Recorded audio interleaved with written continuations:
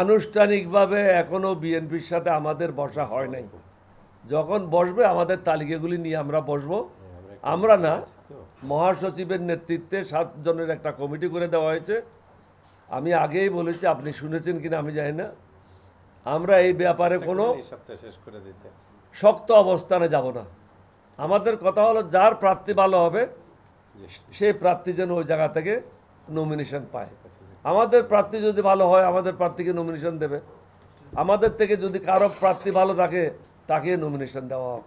এটা আমাদের সকলের ইন্টারেস্ট হলো সরকার গঠন করা ভালো ব্যক্তিদেরকে নিয়ে। বলেন আর কারো কোনো প্রশ্ন?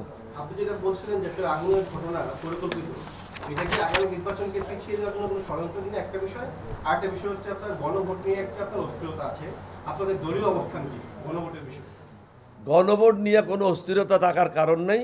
এগুলি যারা হাসিনার সাথে কাজ করছে বা মোদির লোটা বাহিনী যারা রয়ে গেছে, হাসিনার লোটা বাহিনী একসাথে হয়ে বাংলাদেশের বিরুদ্ধে ষড়যন্ত্র করছে।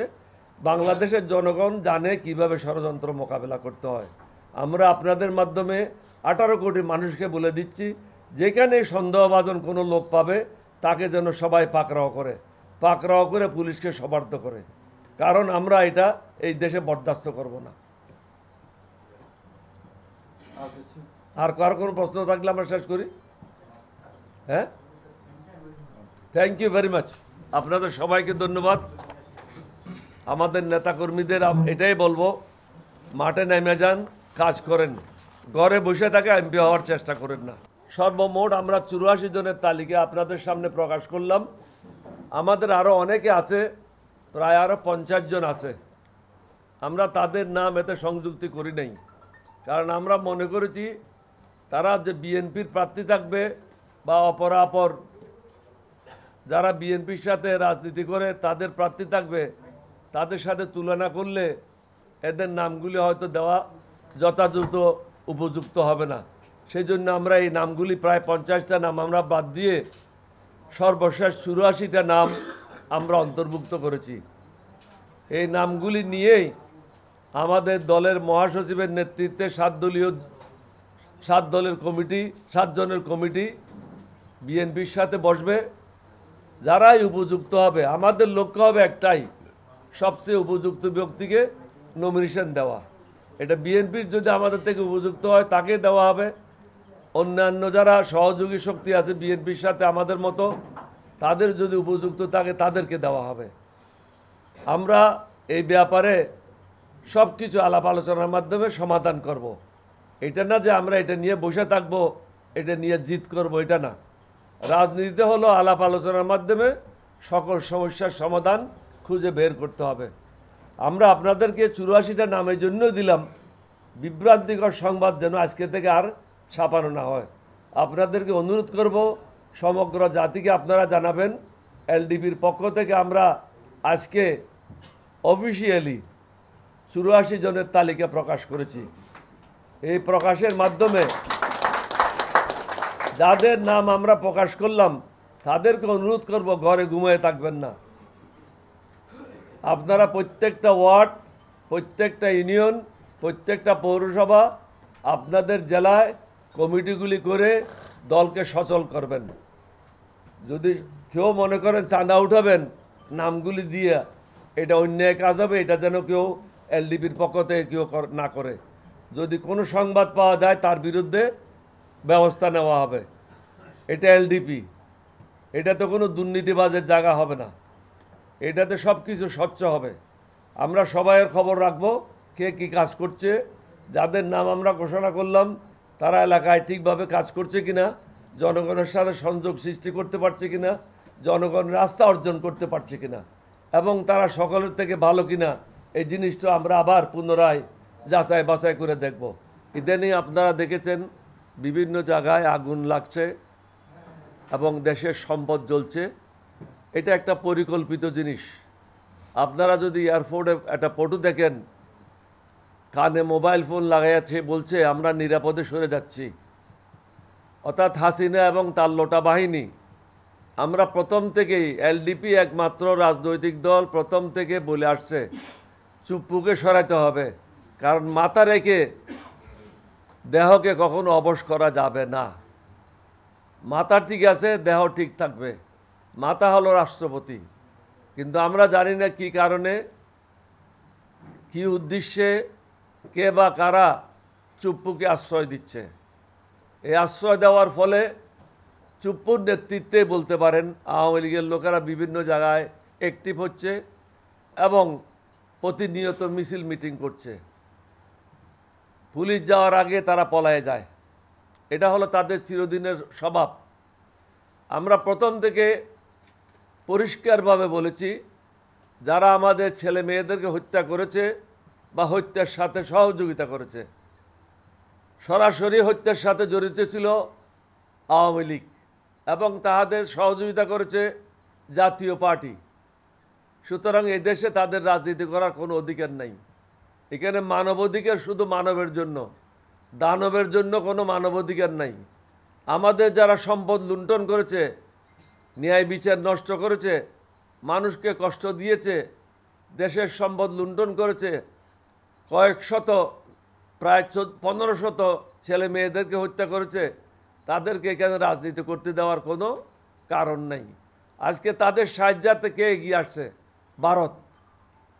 ভারতের জনগণের সাথে আমাদের কোনো শত্রুতা নাই, কিন্তু আমরা মনে করি ভারত সরকার হাসিনা এবং আওয়ামী লীগের লোটা বাহিনীদেরকে আশ্রয় দিয়ে বাংলাদেশের বিরুদ্ধে অবস্থান নিয়েছে এবং হাসিনার পরামর্শে আপনারা কয়েকদিন আগেই দেখেছেন এস আলম ভারত সফর করে প্রায় 2000 কোটি টাকা তাদেরকে 2500 কোটি টাকা শেখ হাসিনাকে দিয়েছে।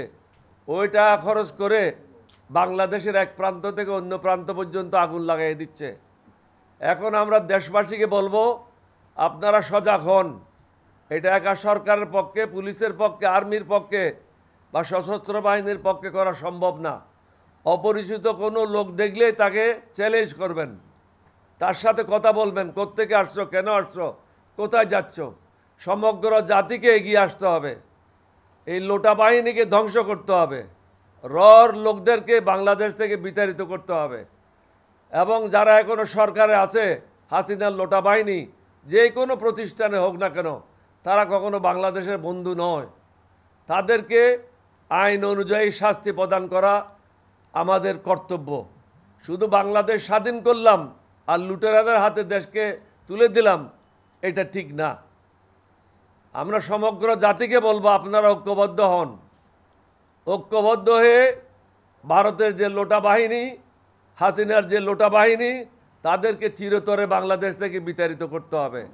আজকে ভারত আমি আবারই বলবো, ভারত বাংলাদেশের বিরুদ্ধে, ভারত সরকার বাংলাদেশের বিরুদ্ধে প্রকাশ্য অবস্থান নিয়েছে। এটা আমরা কখনো বরদাস্ত করব না। এটার জন্য সমগ্র জাতিকে দল মত নির্বিশেষে ঐক্যবদ্ধ হয়ে কাজ করতে হবে। আরেকটি বিষয় নিয়ে আপনাদেরকে আমরা অনুরোধ করেছি আসার জন্য, সেটা হলো বিভিন্ন পত্রপত্রিকায় এলডিপি মনোনয়ন কে পাবে না পাবে মন গড়া কতগুলি বক্তব্য দিচ্ছে এবং তাদের উদ্দেশ্য হাসিলের জন্য বিভ্রান্তিকর কথাবার্তা বলছে। তা আমরা মনে করেছিলাম আমাদের নামগুলি আমরা প্রকাশ করব না, বিএনপিকে দেব এবং আলাপ আলোচনার মাধ্যমে যেটা ঠিক হয় সেটাই হবে। ইতিমধ্যে আপনাদের জ্ঞাতার্থে আমরা বলতে চাই, আমাদের দলের থেকে মহাসচিবের নেতৃত্বে 7 জনের একটা কমিটি করে দেওয়া হয়েছে, যারা বিএনপির সাথে কথা বলে কারা মনোনয়ন পাবে পাবে না এই বিষয়টা চূড়ান্ত করবে। বিএনপি যেখানে ভালো প্রার্থী থাকবে সেখানে অবশ্যই বিএনপি পাবে, আমাদেরকে দেওয়ার কোনো কারণ নেই। আমরা যেখানে চেয়েছি সব জায়গায় যে আমাদেরকে দেবে এটা আমরা কোনো মনে করি না, কিন্তু আমাদেরকেও তাদেরকে অ্যাকোমোডেট করতে হবে। কারণ আমরা হলাম বিএনপির সাথে আজকে যারাই আছে সবার সাথে তুলনা করলে দীর্ঘদিনের সাথী। আমরা 2010 সাল থেকে বিএনপির সাথে একসাথে কাজ করে আসছি। অন্য কোনো দল যারা বিএনপির সাথে আজকে ঐক্যজোট আছে তারা 2010 সাল থেকে ছিল না। সুতরাং আমাদের দাবিটা সবার থেকে জোরালো এবং আমরা কখনো বলবো না যে আপনাদের প্রার্থী যদি ভালো থাকে আপনারা অবশ্যই আপনাদের প্রার্থীকে সেখান থেকে নমিনেশন দেবেন। আমাদের প্রার্থী যদি ভালো হয় আমাদের প্রার্থীকে নমিনেশন দেবেন, এটাই আমরা কামনা করি। আমরা বিভিন্ন জায়গায় জরিপ করে সকলের সাথে কথাবার্তা বলে যারা আমাদের পার্টি থেকে নির্বাচন করার জন্য কাজ করছে সেই তালিকাটা আপনাদেরকে আমরা দেব। আপনাদের মাধ্যমে সমগ্র জাতিকে আমরা বলতে চাই, এই তালিকার মধ্যে 1 নম্বর রয়েছে ডক্টর রিদওয়ান আহমদ, মহাসচিব, কুমিল্লা 7।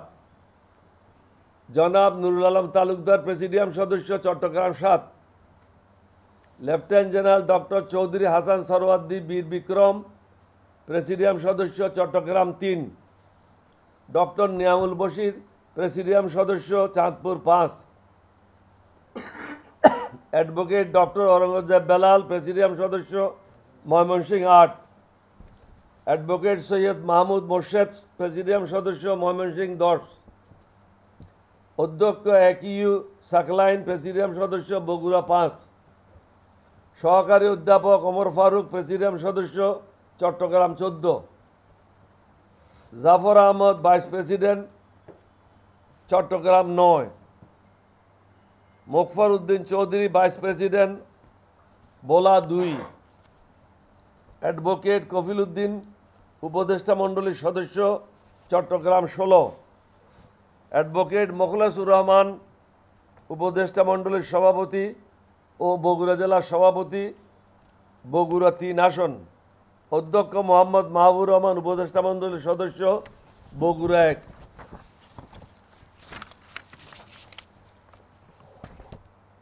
অধ্যাপিকা মোসাম্মদ কারিমা খাতুন, উপদেষ্টা মণ্ডলীর সদস্য ও সভাপতি, গণতান্ত্রিক মহিলা দল কেন্দ্রীয় কমিটি, জয়পুরহাট 2।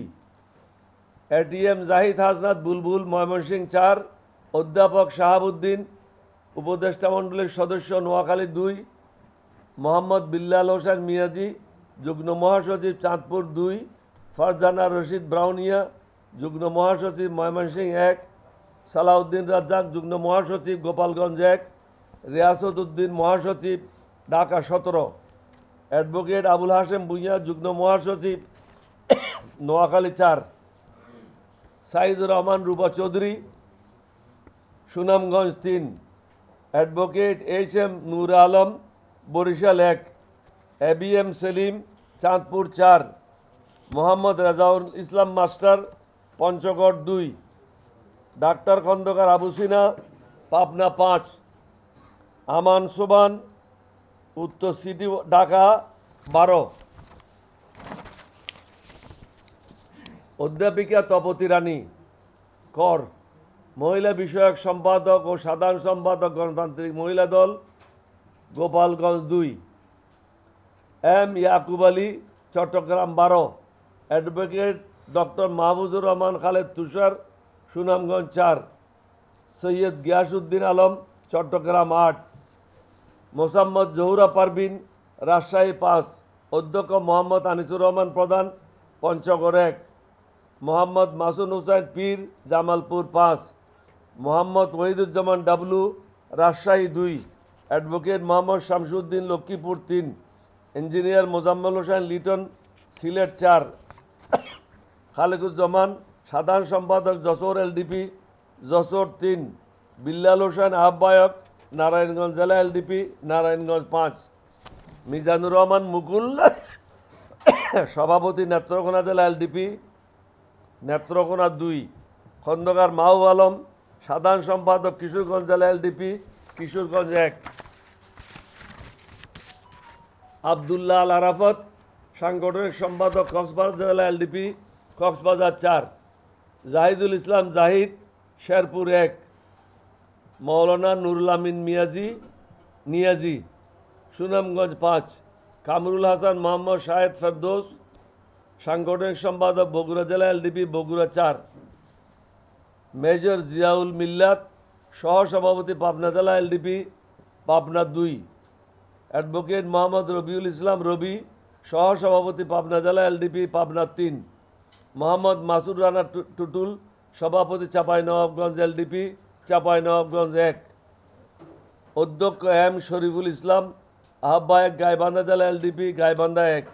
মোহাম্মদ সুলাইমান হোসেন, সাংগঠনিক সম্পাদক ও সভাপতি, ঢাকা মহানগর পূর্ব, ঢাকা 5। অ্যাডভোকেট মফিজুল ইসলাম নীলু, ঢাকা 18। মেহেদি হাসান মাহবুব, পাবনা 1। FMA আল মামুন, শ্রম বিষয়ক সম্পাদক সভাপতি, গণতান্ত্রিক শ্রমিক দল, ঢাকা 13। মোহাম্মদ হাসিনা ইয়াসমিন, নাটোর 4। কাজী কামরুল হাসান, কুমিল্লা 4। AKM রবিউল লতিফ সজল, বগুড়া 7। মোহাম্মদ ফরিদ খান, ফিরোজপুর 2। মোহাম্মদ তাজউদ্দিন, বরিশাল 2। আলী আসগর ইসলাম বাবু, পটুয়াখালী 3। হাকিম নুরুল আকরাম বসুনিয়া, নীলফামারী 2। মোহাম্মদ বশির আহমদ, বোলা 1। অ্যাডভোকেট ফরহাদ হোসেন, বোলা 3। মোহাম্মদ ওমর ফারুক সুমন, বোলা 4। অবাক হোসেন রনি, ঢাকা 11। বীর মুক্তিযোদ্ধা ইমান আলী, ময়মনসিংহ 6। রেজাউল ইসলাম CA, নওগাঁ 6। মোহাম্মদ শাহানশাহ, নওগাঁ 1। অধ্যাপিকা মোমানা খন্দকার, টাঙ্গাইল 6। কমল বিকাশ দেওয়ান, রাঙ্গামাটি পার্বত্য জেলা। BM সাইফুল হক, ফেনী 3। মোহাম্মদ মহসিন, ব্রাহ্মণবাড়িয়া 5। এটা বানানটা ঠিক করো। সমীর সাহা, খুলনা 1। ইব্রাহিম মিয়া, টাঙ্গাইল 7। কবির উদ্দিন, কুড়িগ্রাম 4। ফাহাদ দীপু চৌধুরী, চট্টগ্রাম 10। মোহাম্মদ মাহু আলম দুলু, ঢাকা 15।